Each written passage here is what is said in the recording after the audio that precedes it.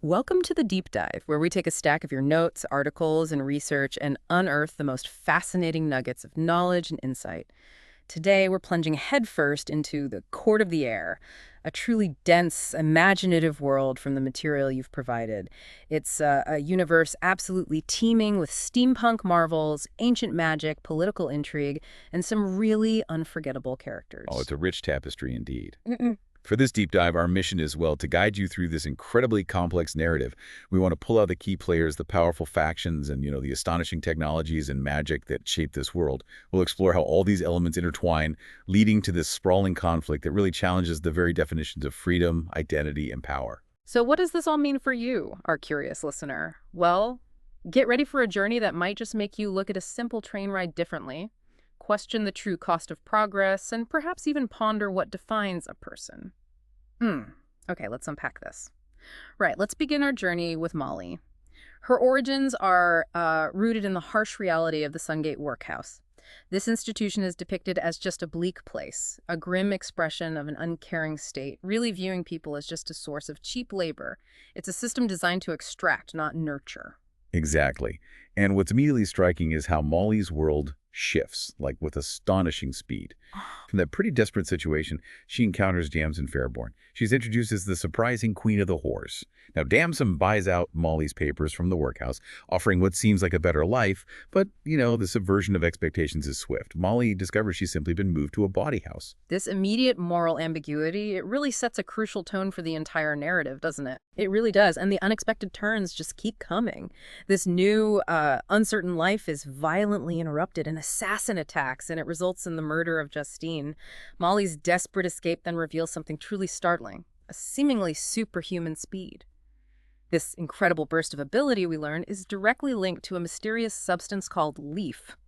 Can you tell us more about what Leaf is? How does it fit into things? Absolutely. Leaf is described as this crystalline energy source, a kind of potent fuel. It grants these bursts of incredible speed and, as we'll see, other latent abilities too. It's not just a plot device. It actually ties into the very fabric of this world's ancient powers. From that chaotic escape, Molly's flight takes her into this mysterious undercity Grimhope. She's guided by an unlikely ally, a steam man named Slowcogs, and the Doidly-Potly Deeps, this ancient subterranean world. It's described with incredible vividness. You've got mushroom trees, fluted fundal spires, and surprisingly, many suns radiating from ancient Chymican crystals. It's a truly alien yet magnificent place. Wow. But here's where the beauty of Grimhope takes an unsettling turn. We learn this ancient wonder hasn't remained untouched. A human city has actually overwhelmed those ancient ziggurats, and it's now ruled by the communityists under a figure named Tlaylock. The narrative highlights these gruesome sacrifices involving hearts and a terrifying device called the Gideon's Collar. What is the Gideon's Collar, and what does its use tell us about these communityists? The Gideon's Collar is chillingly described as a steam-driven killing machine. It's essentially a public execution device, placed prominently in city squares. Its very existence, and Slaylock's use of it in these so-called sacrifices, it speaks volumes about the Commonshare's ideology, its complete dehumanization of individuals, where death is mechanized in public, serving as this brutal reminder of state power and absolute control. And this leads us to a crucial revelation about Molly herself. Damson Fairborn had observed that Molly's hands were too nice to be ruined by bleach. This seemingly minor detail hints at her unique nature, which is then explicitly connected to Popham's disease. But far from being an illness, this disease is described as a gift. It links Molly to other victims and, profoundly, to the ancient Hex Machina, this powerful, ancient, sentient, arcane machine. Her very being is tied to something ancient and formidable. Okay, moving from Molly's incredible journey into healing powers, let's turn our attention to Oliver. His life is marked by this unique burden of being registered Fae. That's a clear sign of state control right there. He's forced to sign on every week. He can't travel. He's constantly gossiped about. It's a life defined by suspicion and really limited freedom. Yeah, and Oliver's personal story quickly intertwines with a much larger secret. He has an uncle Titus, who is revealed to be a whistler within the secret court of the air network. A whistler. Well, it's essentially a crucial information broker, an operative. It hints at the intricate espionage that's going on. Then there's the disreputable Harry Stave. He unveils an even deeper secret. Oliver's father was a wolf taker. A wolf taker? What's that? It's a rare individual capable of commanding and communing with these wild wolf-like beasts. And surprisingly, Harry Stave was his trainer. This immediately complicates Oliver's understanding of his own lineage and identity. It places him right at the heart of an ancient, hidden world. And this world is clearly not welcoming to the Fae. The Department of Famist, personified by Inspector Pullinger, really embodies the deep-seated fear and prejudice against Fae powers. Pullinger's descriptions are vivid and, frankly, terrifying. He talks about the possibility of Fae turning your uncle's body inside out or setting people alight with your mind. It's a chilling reminder of the societal persecution Oliver faces, despite his own gifts. And Oliver does possess unique gifts. He has a witch knife or hex blade that can actually change its form in his hand. We witness the slow awakening of his own Fae nature. The lore suggests his inherent abilities are far more profound than even he realizes. It hints at this deep, almost elemental connection to the magical energy of the world itself. And as Oliver's powers begin to stir, Harry reveals a truly astonishing secret. The Court of the Air isn't just a network of individuals. No, it's an entire city up there in the sky. An entire city? That changes everything.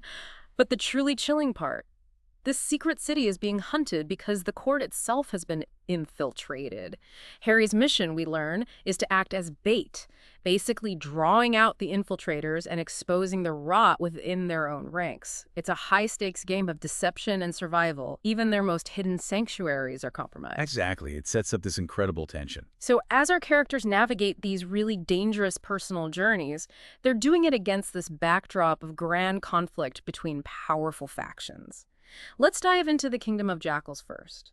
They seem caught between tradition and treachery. We're introduced to the Special Guard, known for the handsome cut of their uniform and extreme powers, yet they're restrained by these restraining neck torques. The shocking part is their mutiny, led by Captain Flare, who actually breaks his torque and sees freedom from the Order's whims. That act is more than just rebellion, isn't it? It's a powerful statement against a system trying to control innate abilities. It absolutely is. Yeah. And if we connect this to the bigger picture of Jackal's governance, well, the House of Guardians, their parliament, uses deboting sticks for literal physical duels. We hear about Hogstone's brutal victory over Ulwich, showcasing the raw, often violent nature of their political power plays. It's not just about words, it's about physical dominance and brute force shaping legislation. Then there's Greenhall, the central bureaucracy of Jackals, described as a palace of paper and administration teeming with transaction engines. Yet, despite its apparent efficiency, it's far from perfect. It's susceptible to something called information sickness and parasites. That's a fascinating concept. What exactly are those vulnerabilities, and how do they link to Greenhall's ominous role in the equalization process under the Commonshare? Right, the information sickness, it seems to refer to the system being overwhelmed and corrupted by the sheer volume of data, leading to breakdowns. Parasites are likely internal agents or factions exploiting these weaknesses. It highlights how even the most organized systems can be undermined from within. And tragically, this centralized hub, Greenhall, gets co-opted for the Commonshare's equalization process. Its administrative power is repurposed for horrific ends, effectively turning the bureaucracy against its own citizens. And speaking of Jackal's might, the Royal Aerostatical Navy, the RAN, is their airship fleet, a symbol of aerial dominance. However, its vulnerabilities are starkly highlighted by events like the unauthorized bombardment of Middlesteel by the Resolute, an event so devastating that its captain, Dorian Kemp, committed suicide. It reveals deep internal strife and chaos, even at the highest levels. Wow. Okay, now let's pivot to the Commonshare of Quartershift. A faction defined by, well, a revolution's brutal legacy. We learn about their history with Jackals, marked by the 2-year war and this terrifying curse wall. It doesn't just define their borders, it actually traps their own citizens inside. Yeah, the methods of the Commonshare are truly horrifying. They're designed to reshape society through force. We revisit the Gideon's Collar, those steam-driven killing machines in city squares used for public execution. But maybe even more disturbing are the equalization mills. This is where Gacalian citizens are forcibly transformed into metal fleshers. Human bodies are literally peeled into slices and jammed into new bodies. It's a terrifying demonstration of the Commonshare's belief that individual identity must be utterly subsumed and repurposed for their collective vision. That imagery is truly chilling. It really makes you wonder what kind of progress they think they're achieving. And speaking of force, their military arm, the 3rd Brigade, is made up of convicts, murderers, rapists, known for the greatest excesses of a brutal civil war. That says a lot about the nature of their revolution. It certainly does. And at the heart of the Commonshare's ambition is Tlaloc, their rebel king. He dreams of a union of Commonshares.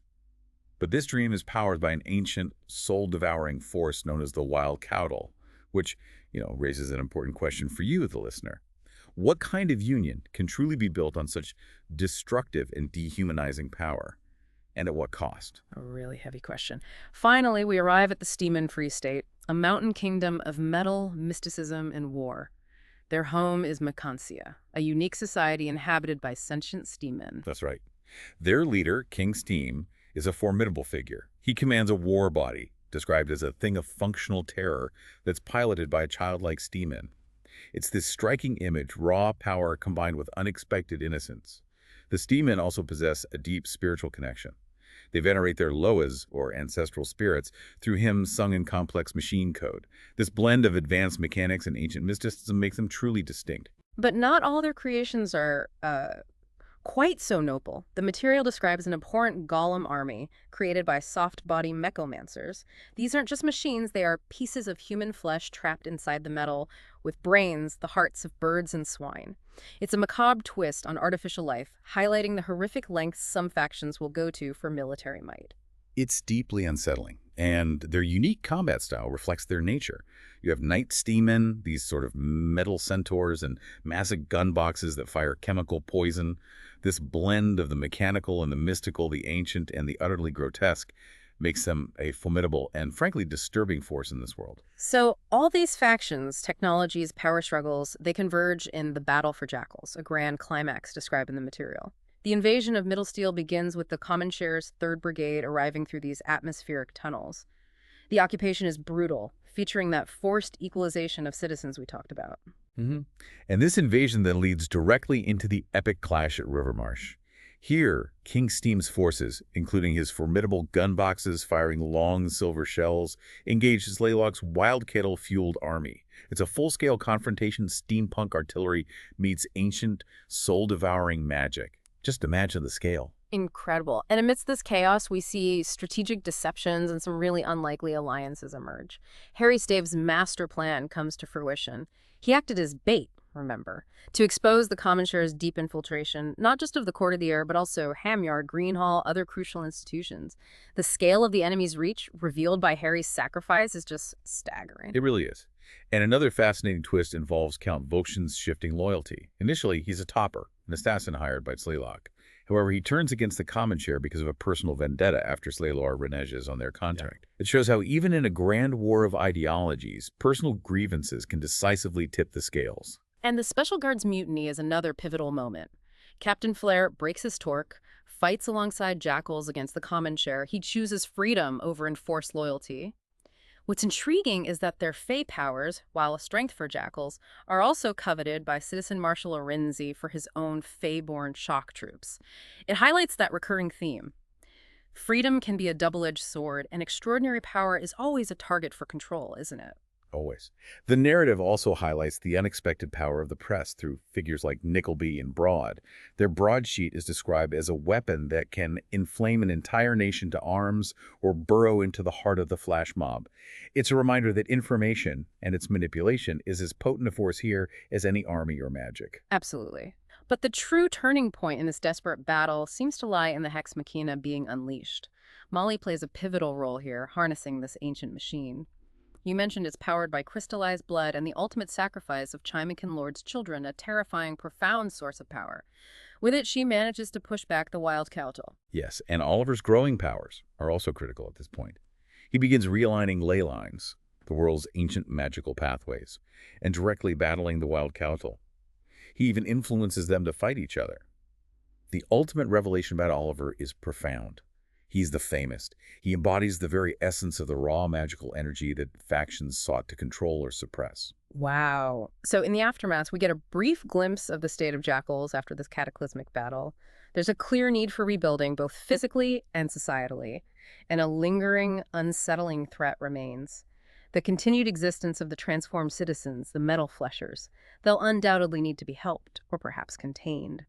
It's a reminder that even victory comes with profound, difficult consequences. And what's fascinating, I think, is how the narrative explores the very human element within such a grand, fantastical setting. Even amidst exploding airships, walking mechanical golems, and these soul-devouring entities, the core struggles remain deeply personal. loyalty, betrayal, identity, and that relentless pursuit of freedom. And that pursuit of freedom, as we've seen, often comes with a really steep price. Whether it's the physical cost of war, the loss of one's body to an equalization process, or just the constant threat from those who wish to control extraordinary powers. This deep dive really makes you ponder. In a world where magic is a weapon and machines have souls, what truly defines power? And what sacrifices are justified in the name of a better future? Which brings us to an important question for you, our listener. If you possess the ability to reshape the very bones of the world, like Oliver starts to do, what would be the first change you would make? And more importantly, what unintended consequences might you unleash? Something to think about. Thank you for joining us on this deep dive into a world both thrillingly imaginative and in some ways eerily familiar. Keep exploring, keep questioning, and we'll be back soon with another deep dive for you.